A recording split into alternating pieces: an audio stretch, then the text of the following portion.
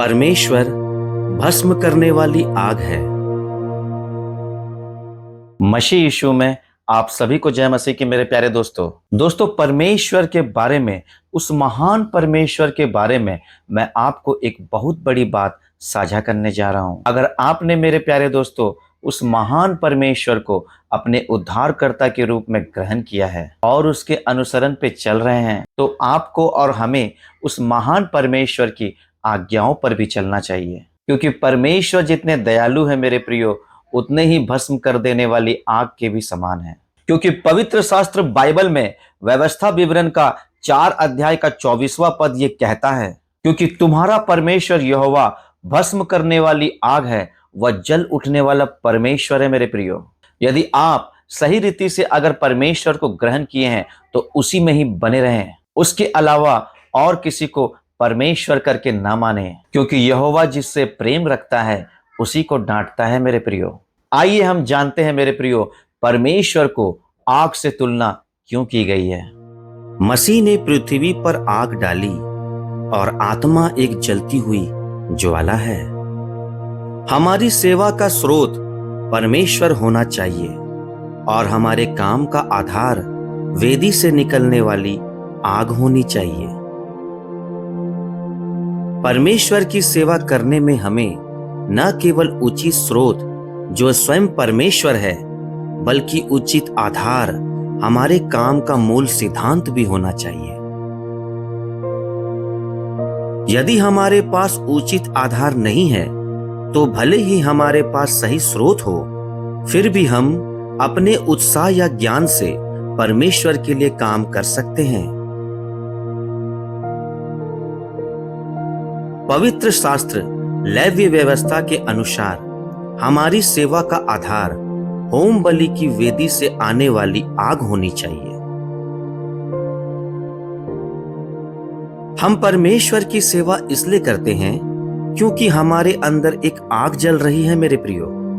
परमेश्वर जो हमें अपनी सेवा के लिए भेजता है और जो हमारी सेवा का स्रोत है, वह हमारे अंदर जलती हुई आग है। ईश्वर हमारे अंदर की आग है, वह ऊर्जा है, हमारे अंदर जलने वाला ईंधन है मेरे प्रियो। हमारी सेवा का आधार आध्यात्मिक परिश्रम या शिक्षा, उत्साह, योग्यता और ज्ञान नहीं है, न ही सेवा की आवश्यकता है। हमारी सेवा का अनूठा आधार वेदी से निकलने वाली आग है। यदि हम वेदी से आग के अलावा किसी और चीज के आधार पर सेवा करते हैं तो हम अपनी सेवा पर न्याय का सामना कर सकते हैं। प्रभु हमें इस युग से उचित आधार के बिना उसकी सेवा करने की अनुमति दे सकता है, लेकिन वह हमें अगले युग में जाने नहीं देगा। आज सब कुछ ठीक चल रहा है, लेकिन आग आएगी और वह सब कुछ परखेगी मेरे प्रियो। हमें अपनी सेवा के संबंध में प्रभु के सम्मुख रहने की आवश्यकता है, ताकि हम पर पूरी तरह से प्रकाश डाल सके। हमारी सेवा का स्रोत परमेश्वर होना चाहिए। स्वर्गीय दर्शन के साथ शरीर में ईश्वरीय प्रकाशन के अनुसार सुसमाचार में हमारी आत्मा में उचित मानवता के साथ और हमारी सेवा का आधार वेदी से निकलने वाली अग्नि होनी चाहिए। इब्रानियों की पत्री 12 अध्याय का 29वां पद।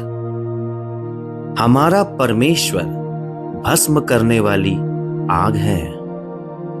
आग भस्म करती है और भस्म करते समय हमें शुद्ध करती है, ऊर्जा देती है, चमकती है और हमें चमकाती है। आग भयंकर, गंभीर और डरने वाली होती है। हमें आग से नहीं खेलना चाहिए। हमारा परमेश्वर खुद को भस्म करने वाली आग के समान बताता है। आग निर्दयी है, या अपने रास्ते में आने वाली हर चीजों को भस्म कर देती है। हमें यह नहीं सोचना चाहिए कि हमने कई साल तक प्रभु की सेवा की और इसलिए हम ठीक हैं। जब आग आती है तो वह निर्दयी होती है और जो कुछ भी परमेश्वर के स्वभाव के अनुकूल नहीं है वह जलकर भस्म हो जाएगा। हमारा परमेश्वर जलते हुए परमेश्वर के रूप में पवित्र है। पवित्रता उसका स्वभाव है और जो कुछ भी उसके पवित्र स्वभाव के अनुरूप नहीं है उसे वह भस्म करने वाली अग्नि के रूप में भस्म कर देगा। परमेश्वर का पवित्र स्वभाव अग्नि के समान है और हमें उसके सेवक होने के नाते अग्निरोधी होने की आवश्यकता है मेरे प्रियो। अर्थात अपनी सेवा के आधार के रूप में वेदी से अग्नि को ग्रहण करना चाहिए, अन्यथा हम बच तो सकते हैं परंतु हमारा कार्य भस्म हो सकता है, जैसे कि अग्नि के माध्यम से बचाया गया हो। इसलिए मेरे प्रियो, परमेश्वर के पवित्र प्रेम को आप ना भूलिए। परमेश्वर अगर दयालु है, परमेश्वर अगर आपसे प्रेम रखते हैं और आप अगर परमेश्वर को सच्चे दिल से प्रेम रखते हैं तो उसकी आज्ञाओं का पालन करें मेरे प्रियो। ऐसा कोई भी काम ना करें जो परमेश्वर के आज्ञा का उल्लंघन कर रहा है। अगर परमेश्वर भस्म करने वाली आग है तो जी हां, परमेश्वर भस्म कर देने वाली आग है।